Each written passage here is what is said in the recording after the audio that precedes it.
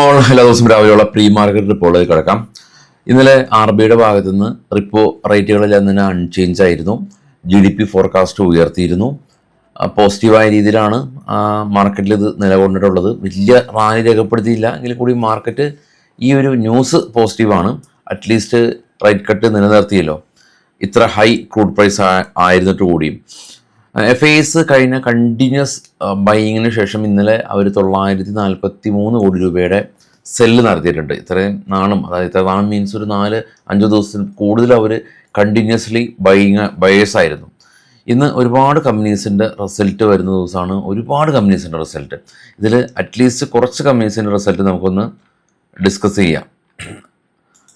ബ്രിട്ടാനിയയുടെ result വരുന്നുണ്ട്. Trent, Samvardhana Motherson, Hero MotoCorp, Lupin, Apollo Tyres, Bosch, Crompton Greaves, shipping corp, NCC, LIC, Fortis health, AH, first choice, premier energies, Sonata software, PG Electroplast, blue star.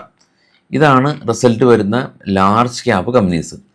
ഇനി upper mid cap companies, rate gain travels, campus activewear company, LE ട്രാൻവേഴ്സ് company, signature global, Varroc engineering, Sula vineyard, Vijaya diagnostic, TC express, Transrail lighting തുടങ്ങിയ companies ഉണ്ട്. ഇനിയും small cap അങ്ങനെ ഒരുപാട് കമ്പനീസിൻ്റെ result വരുന്നുണ്ട്. എനിക്ക് തോന്നുന്നു ഇന്നത്തെ കൂടി കൂടിയിട്ട് മിഡ് ക്യാപ്പിൽ ഏകദേശം ഒരു 50% റിസൾട്ടുകളെല്ലാം തന്നെ വരുമെന്നാണ് തോന്നുന്നത്. അത്രക്കധികം റിസൾട്ടാണ് ഇന്നുള്ളത്.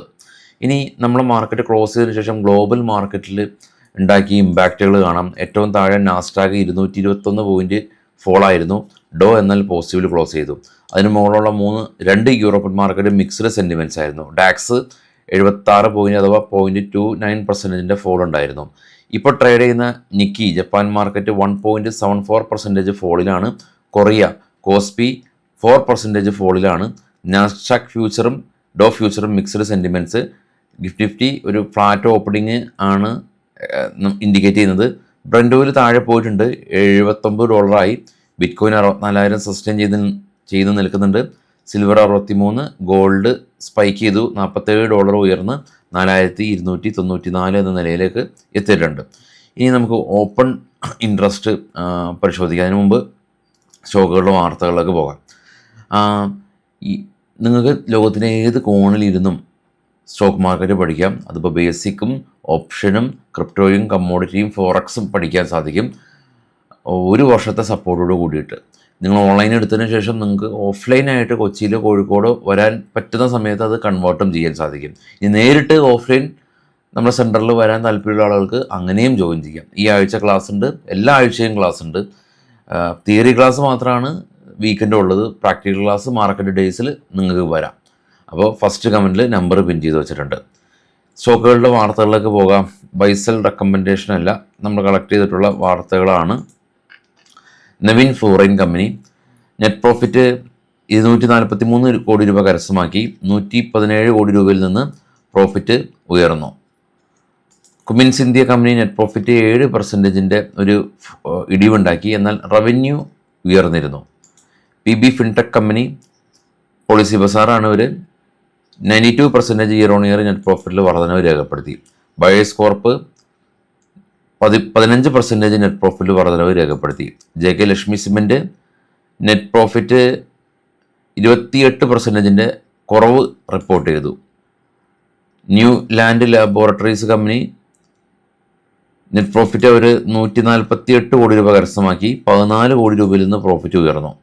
കൊഹൻസ് ലൈഫ് സയൻസ് കമ്പനി ഇവരുടെ US drug control authority inspection നടത്തി ഇവരുടെ പ്ലാന്റിൽ.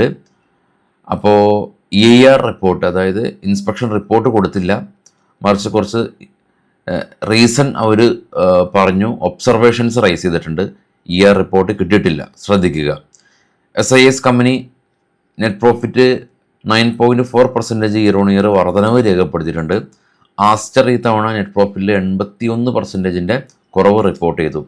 നഹാർ സ്പിന്നിങ് നെറ്റ് പ്രോഫിറ്റ് 16 കോടി രൂപയിൽ നിന്ന് 69 കോടി രൂപയിലേക്ക് ഉയർന്നു. NR Agarwal industries company net profit 16 crore രൂപയിൽ നിന്ന് 35 കോടി രൂപയിലേക്ക് ഉയർന്നു. IG പെട്രോ കെമിക്കൽ കമ്പനി ലോസിലുണ്ടായിരുന്ന കമ്പനി ഇത്തവണ 71 കോടി രൂപ പ്രോഫിറ്റിലായിട്ടുണ്ട്. ബയോകോൺ കമ്പനി 31 കോടി രൂപയിൽ നിന്ന് 141 കോടി രൂപയിലേക്ക് പ്രോഫിറ്റ് ഉയർന്നിരുന്നു. ഗുജറാത്ത് ഫെർട്ടിലൈസർ കമ്പനി 78 നിന്ന് 310 പ്രോഫിറ്റ് ഉയർന്നു. സവിത ഓയിൽ കമ്പനി 58 കോടി രൂപയിൽ നിന്ന് 292 കോടി രൂപയിലേക്ക് പ്രോഫിറ്റ് ഉയർന്നിരുന്നു. നീരജ് സിമെൻറ്റ് കമ്പനി ഇവർക്ക് പുതിയ 256 കോടി രൂപയുടെ വർക്ക് ഓർഡർ കിട്ടി. PB ഫിൻടെക് 84 കോടി രൂപയിൽ നിന്ന് 163 കോടി രൂപയിലേക്ക് പ്രോഫിറ്റ് ഉയർന്നു. ആക്സിസ് സൊല്യൂഷൻ കമ്പനി 400 കോടി രൂപയുടെ ഓർഡർ ലഭിച്ചു എന്നുള്ളതാണ് ഇപ്പോൾ ഉള്ള ന്യൂസ്. നമുക്കിനി ഓപ്പൺ ഇൻട്രസ്റ്റ് നമുക്ക് പരിശോധിക്കാം. ഓപ്പൺ ഇൻട്രസ്റ്റ് നിഫ്റ്റിയുടെ നിയർ എക്സ്പയറിയാണ്. സ്പോട്ട് ഉള്ളത് 24,650 എന്ന നിലയിൽ നിലകൊള്ളുന്നു.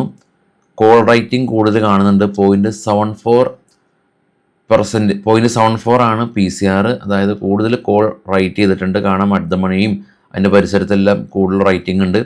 25,000 ആണ് മേജർ റെസിസ്റ്റൻസ് സോണായിട്ട് നിൽക്കുന്നത്. ഇനി പുട്ട് സൈഡിലേക്ക് പോകുകയാണെങ്കിൽ മേജർ സപ്പോർട്ടായിട്ട് 24,500 നിലകൊള്ളുന്നുണ്ട്. പക്ഷേ നേരെ സൂചിപ്പിച്ച പോലെ തന്നെ PCR 0.74 എന്ന നിലയിലാണ് ഉള്ളത്. ഇനി ഇറാൻ വാറിൻ്റെ ന്യൂസിലേക്ക് പോകുകയാണെങ്കിൽ ട്രംപ് ഇന്നലെ പറഞ്ഞിരുന്നു ഇറാനായിട്ട് ദീർഘനേരത്തെ ഒരു സംഭാഷണത്തിൽ ഏർപ്പെട്ടു. അടുത്ത 48 മണിക്കൂറിനുള്ളിൽ വളരെ പോസിറ്റീവായിട്ടുള്ള ന്യൂസുകൾ കേൾക്കാമെന്ന് ട്രംപിൻ്റെ ഭാഗത്തു നിന്നുള്ള അഭിപ്രായങ്ങളുണ്ട്. സെയിം ടൈം ഖത്തറും ഒമാനും ഇതിൻ്റെ മധ്യസ്ഥ ചർച്ചകൾ നടത്തുന്നുണ്ടെന്നുള്ള ന്യൂസ് ഉണ്ട്. ഇനി കഴിഞ്ഞ ദിവസമാണ് NVIDIA ഏകദേശം ഒരു 10% സ്പൈക്ക് ചെയ്തത്. അതിൻ്റെ ഒരു ഗുണം സാംസങ് പോലെയുള്ള കമ്പനീസിൽ, ചിപ്പ് നിർമ്മാണ കമ്പനീസിൽ കിട്ടി. അതുകൊണ്ട് തന്നെ ഇന്നലെ കൊറിയൻ മാർക്കറ്റും മറ്റുള്ള ഏഷ്യൻ മാർക്കറ്റുകളെല്ലാം തന്നെ പോസിറ്റീവിൽ റിയാക്ട് ചെയ്തിരുന്നു. എന്നാൽ നമ്മളുടെ IT കമ്പനീസ് ഇന്നലെ നെഗറ്റീവ് റിട്ടേൺ ആണ് നൽകിയത്. അപ്പോൾ അതിനിടെ ഇന്ന് പ്രധാന ഒരു കാര്യമുള്ളത് സ്പേസ് എക്സ് ഇന്നലെ US മാർക്കറ്റിൽ 13% ഒരു ഫോൾ ഉണ്ടാക്കി. 13%. സ്പേസ് എക്സ് മാത്രമല്ല, ഗൂഗിൾ 4% ഫോൾ ഉണ്ടാക്കി. ടെസ്ല 1.7% ഫോൾ ഉണ്ടാക്കി. അപ്പോൾ ഇതൊരു സ്വാഭാവികമായിട്ടുള്ള ഒരു പ്രോഫിറ്റ് ബുക്കിംഗ് ആയിരിക്കാം. കാരണം നാസ്ഡാക്ക് എസ്പെഷ്യലി നാസ്ഡാക്കിലെ തന്നെ ഓൾ ടൈം ഹൈയിലാണ് ട്രേഡ് ചെയ്യുന്നത്. അപ്പോൾ അതിൻ്റെ ഒരു ഇമ്പാക്റ്റാണ് ഇപ്പോൾ നമ്മൾ നേരത്തെ കണ്ട കൊറിയൻ മാർക്കറ്റിൽ കണ്ടത്. കൊറിയൻ മാർക്കറ്റ് 4.7% ഒരു ഇടിവാണ് ഉണ്ടാക്കിയിട്ടുള്ളത്. അപ്പോൾ അവിടുത്തെ മാർക്കറ്റ് റാലി രേഖപ്പെടുത്തി, കൊറിയൻ മാർക്കറ്റ് റാലി രേഖപ്പെടുത്തി, ഇന്ത്യൻ മാർക്കറ്റ് എന്നാൽ ഫോളായി. ഇപ്പോൾ അവിടുത്തെ മാർക്കറ്റ് ഫോൾ ആയതുകൊണ്ട് ഫർദർ ഇന്ത്യൻ മാർക്കറ്റ് ഫോൾ ആവാതിരുന്നാൽ മതി എന്നുള്ളതാണ് നമ്മൾ അറ്റ്ലീസ്റ്റ് ആഗ്രഹിക്കുന്നത്. എനിവേ വൈകിട്ട് കാണാം. എല്ലാവർക്കും ശുഭദിനം. Thank you all.